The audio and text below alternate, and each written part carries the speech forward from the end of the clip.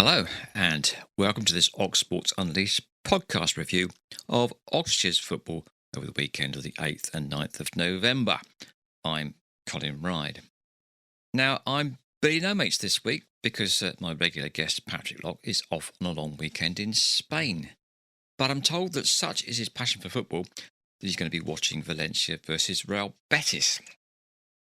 Well, hopefully he'll be back with a bit of a suntan and tales of his Spanish little expedition. But I'm going to start this review of last weekend's Oxfordshire football action, much closer to home with Oxford United's visit to West Bromwich Albion. Now, that started very well for them on Saturday with on-loan striker Will Lancashire, he's on loan from Spurs, putting United 1-0 up. But then a parried shot by keeper Jamie Cummins hit defender Greg Leigh to gift West Bromwich Albion an equalising goal. West Brom went on to beat Gary Rowett's side 2-1. That result puts Oxford United just outside the Championship relegation zone, and there are too few points between them and other teams around them to make them comfortable. So not looking good for Gary Rowett's team with back-to-back defeats, midweek defeat as well. Didn't bode well for United. Right, next up then we go to Oxford City, and they beat Worksop 2-0. The goals came at the start and end of the game. Isaac Westendorf squared a ball for Jacob Roddy to tap in the Hoops' first goal a minute of the start. So a very, very quick goal for them to get them off on the right foot. Westendorf then got City's second on the 87th minute to secure all 3 points for Oxford City. Here's part of Andy Gates' interview with Ross Jenkins after that game. Ross, what a difference a week can make. Back-to-back wins now in National League North, back-to-back clean sheets as well, which is probably equally impressive, especially today. And that ball's getting thumped in the box as much as it has done. But you must be absolutely delighted, to put it bluntly. 100%. I think the last two games have been difficult. I think we've kept 2 really good clean sheets. We've scored 5 goals in 2 games, which is really good. Probably could have maybe gone for 1 more in this game, but I think it was wise not to. We had to weather a lot. I mean, Worksop put endless balls into the box. They touch, deliver. They put it in all areas from the pitch. So it is difficult to defend. And the boys weathered it really well. So the first contacts were superb. The second balls were really good. They put pressure on you. I mean, you have to defend it. And I think that the boys who came onto the pitch done it ever so well. And I thought Isaac up front done really well. Tom, I could go for the whole team. Potts with his experience. Parks coming on. Thought our back line headed mostly everything. And I thought it was a really good display. Although second half we could have got a little bit higher and not sitting as deep, so we've got to have a look at that. But for me, last 2 games, 2 clean sheets, 5 goals, I don't think we can argue. Yeah, and obviously I imagine you would have said whatever you said before the game to try and G the players up. So you'd have been pretty delighted with the way we started. A goal after, we think, about 1 minute, 2 seconds. We've not officially clocked it yet, but that's going to help. Yeah, we've had Bernie's quick goal against Hereford. We've had another quick goal, which is really good. Great play, great little counter, and really clinical. And I think today we didn't really have as many chances as the last few games. I think chances were limited, but we took our chances. And there's a great bit of play with Parks, who came on to bring it down, to body the player, to roll Tom into a channel, Tom to flash it, and Isaac to tap it in. So really some really sort of clinical play in there. We didn't have many chances, so we had to be clinical. But yeah, overall, really delighted. I think the clean sheet is massive. I think we've had a bit of a tough go with sort of these results with 2-1s and 2-1s, conceding last minutes. They really hurt. But the last 2 games have been superb. So the boys should be really proud. They had to defend today. They had to really defend and work their socks off. So everyone's going to be a little bit sore, but that's the nature of the game. What you've said there has probably summed it up really well, because we've not had as many chances as we usually have in games today. No. Probably had about 3 chances, 2 have resulted in goals, and 1's hit the post in the first half from Tom Scott. So you must be delighted with how clinical we were today as well. Yeah, we had a penalty shout in there that I need to watch back. I think Roddy's adamant that he got to the ball first, he's been taken out. I can't remember, I need to watch it back. But yeah, we didn't have too many today. But the most important thing is we took those chances. Now the post one, Tom making that little run for a little dink, would have been a nice little goal if that goes in. But it wasn't meant to be, but we had to keep on going. So I think everyone put in a massive shift today. I think it was needed. Worksop are very good at what they do. They're very physical. They're very mature. They rally around each other, they get around each other, they create their own atmosphere on the pitch, and I was really impressed by that. But we had to weather it. So, really difficult game. The boys came out on top. Clean sheet, 2 goals. Everyone's pleased. There we are. It's Andy Gates talking to Ross Jenkins, the Oxford City manager, after their 2-0 win at against Worksop at the weekend. If you want to hear the full interview, go to the Oxford City YouTube channel, and there's Andy Gates there chatting in full to Ross Jenkins after that game. Now, that win took Oxford City out of the National League North relegation zone, but only 3 points separate around 8 teams at the bottom of that league. So it's very, very tight there. And as I say, we said it before we started a game, that a couple of losses put you right down in the wrong part of the division. A couple of wins shoot you right up to the middle of the table.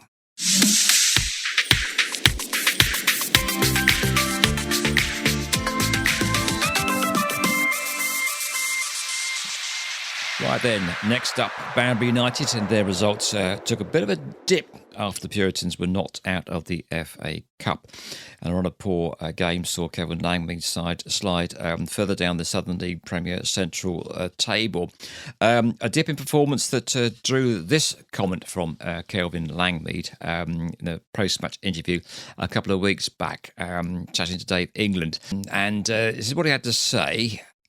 Overall, we're not getting results. Things aren't quite falling for us, and we can blame bad luck and we can point fingers elsewhere, but like I say, nobody's going to feel sorry for us and nobody's going to hand us anything. We as a group have to find a way, and that will just be off the back of hard work right now. We'll have them in the week. It's going to be tough, it's going to be long, if that's what it takes, and if some of them don't like me at the end of it, that's the way it is. That's football. We have to find a way to win a game of football. So there we are. Whatever Kelvin said to his side worked, because Banbury United beat Bishop Stortford 4-1 away on Saturday. Connor Ferguson was Banbury's hero, scoring all 4 goals. And that win moved Banbury 4 points clear of the drop zone. So good. I think. Well, he's a manager in his first year in the dugout. And it's great when things are going well, as it was going well for Banbury in the early part of the season. Quite a good cup run as well. But then you really earn your corn when things go badly wrong. And he seems to have done exactly that. And his team responded big time with that fantastic 4-0 win away as well. So even better for them. Next up, 2 games in Southern League Division 1 Central, starting with Thame United, who beat Enfield 3-1. Thame scored first on 26 minutes, Joe Ukeli putting Thame ahead. Enfield then missed a penalty but equalised just before half-time.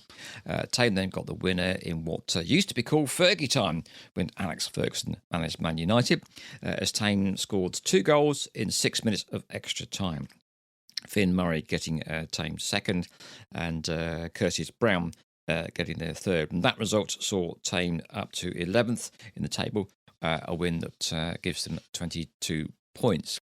Didcot Town's recent form has improved, but they could only bag a point at home to add to the tally last weekend with a 1-1 draw at home to Willand Rovers.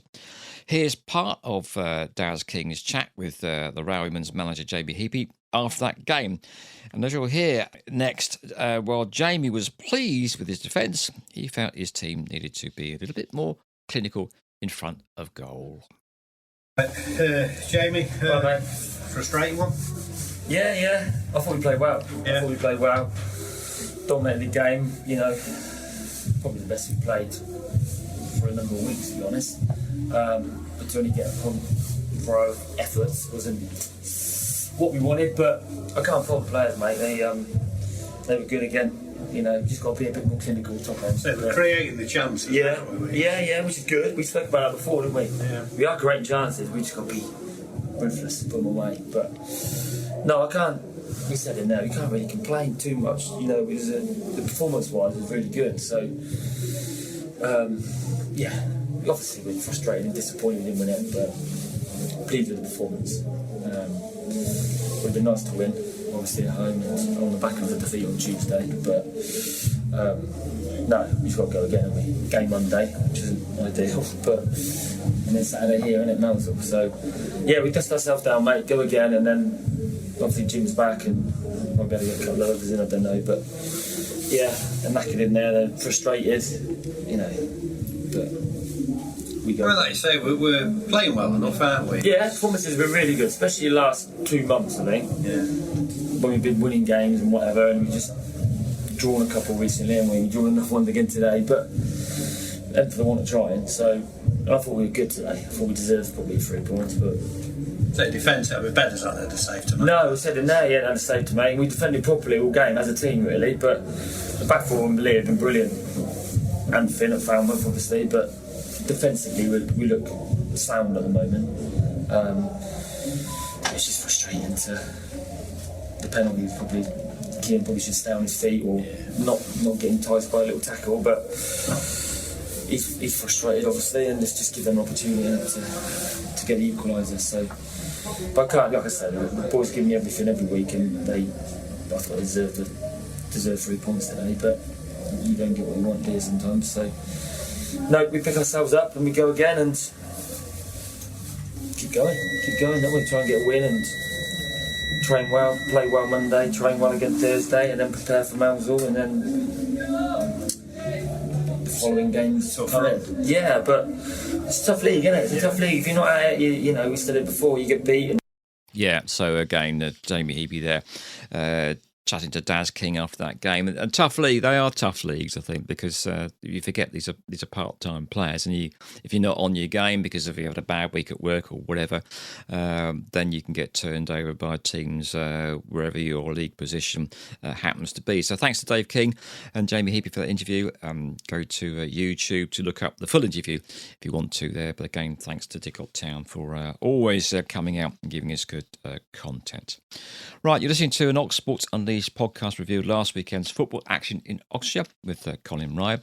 And if you'd like it to feature on this podcast or our YouTube show that live streams every Thursday at 8, then please drop us a line at oxsportsunleashed@gmail.com. That's oxsportsunleashed, all one word, at gmail.com.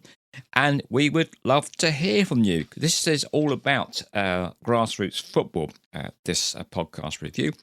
And, well, it gives you really good value for money. Let's take a look now at the action with Kidlington, because there's 7 goals. Kidlington at home against AFC Stoneham. What a great game that must have been, unless you're a Kidlington fan, because in the end they lost 4-3. But say 7 goals, you know, talk about nothing like a ball draw. But anyway, they came out on the wrong end of that one, so unfortunately for them. But Ardley United going strong at the moment. They got a 4-0 win away at Holyport, and that saw Ardley move to the top of the table. 2 goals from Declan Benjamin. That's a familiar name to anybody who's been around Oxfordshire for a while.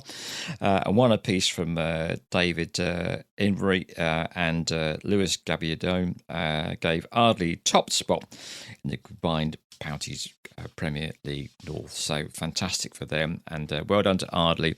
And hopefully we'll catch up with their manager very soon to find out what the winning formula is over there. Meanwhile, North Leigh fought their way to a 2-2 draw at home to Virginia Water. Wallingford and Crowmarsh beat Hilltop at 3-0.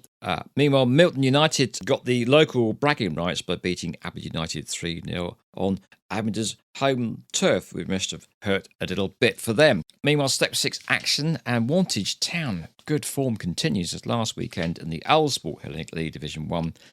They beat Malmesbury Victoria 6-0.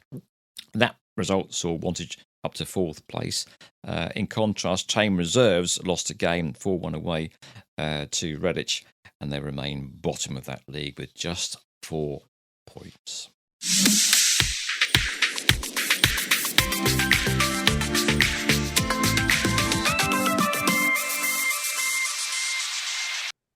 Now, Patrick Locke, before we start on what's coming up this coming weekend in terms of fixtures, I want to find out a little bit more about which fixture you witnessed last weekend, sir. Yeah, I think it's been a bit cold in the UK the last few weeks and been standing in my coat at the football. So I thought I'd try and find some winter sun for a couple more weeks of football. before I then finally put my shorts away and have to really get into the coat. So we went and watched a couple of games up and near Valencia. So yeah, nicer weekend. All right, now correct me if I'm wrong, but you're a die-hard Oxford City fan, aren't you? Well, some would say that, yeah. Some would say Perhaps my attendance at away games would perhaps argue against that case in the last couple of years, but I like to say that I'm pretty much that in that sense, yes. Yeah, but I mean, I know you for a long time now, and you have travelled the length and breadth of this country in all weathers, come rain or shine, win, loss or draw. How am I doing so far? That's fair, isn't it? Yeah, Especially probably done more miles in the car than I probably wish I'd done sometimes, but yeah, every mile's been worth it, really.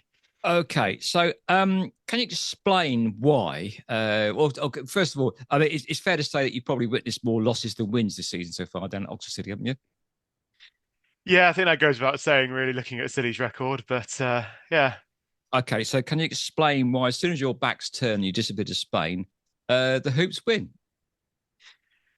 Well, to be fair to myself, I was there on Tuesday night when they beat Hereford. So I'm not quite claiming that it's all down to me. All right, but certainly City winning with 11 men, I have to say, yeah, it seems to only happen when I'm not around. So all right. Now, I've heard a rumour that your mates at the shed end down at Court Place Farm are clubbing together to send you away again. The Ashes are starting, so how about Australia? Oh, I mean, if they are, I'm not going to complain if they send me to sunny climates every week, to be totally honest. And Well, yeah, they're so desperate for 3 more points, I think, to stay in this division that who knows. But anyway, before you disappear, sir, can you tell us what local football fans have got to look forward to in Oxfordshire this weekend, sir? yeah, and perhaps fairly apt considering talking about international travel for myself last week. Oxford United about a game because it was the international break, so no game down at the Kassam. But Oxford City, they're at home for the final of 5 consecutive Saturdays in a row. It's Peter Sports for them. It's a FA Trophy second round, so a quick break for cup action this weekend. And obviously City hoping to repeat what they did last year and, well, repeat and go further after they got to the quarterfinals of that heartbreaking loss against Woking on penalties. Banbury United, they are in Southern League Premier Central action after their good win on Saturday. We'll be looking to back that up with another game against Corn in that division. In the Southern League Division 1 Central, Thame United host Hertford Town, and in the Division 1 South, Didcot are at home as they host Mousehole. So that longest trip of the season later on in the year is reversed this weekend. So it's Mousehole making that mammoth trip up to Didcot. On Sunday, Oxford United host Plymouth Argyle Women's National League South, and I believe that was a Women's National League Cup fixture last week as well, with the U's travelling to Plymouth Argyle in that case there. Otherwise, it's a couple of County Cup fixtures for our other side. Abingdon United, they travel to Wycombe Wanderers in the Berks and Bucks Senior Cup, while in the Oxfordshire Senior Cup, it's Oxford City. They travel to Launton Sports in the women's Senior Cup there. So that is what is coming up this weekend. Thanks a lot. Well, Patrick Lott may well be back with us next week for another fixture focus, but who knows where his mates will send him in the quest for another 3 points from Oxford City. Well, that's it for this week's Oxsports Unleashed podcast review. If you'd like your club to feature on this podcast or on our YouTube show that live streams every Thursday at 8 o'clock, then drop us a line at oxsportsunleashed@gmail.com. That's oxsportsunleashed, all one word, @gmail.com. We'd love to hear from you. Thanks so much for listening, and bye for now.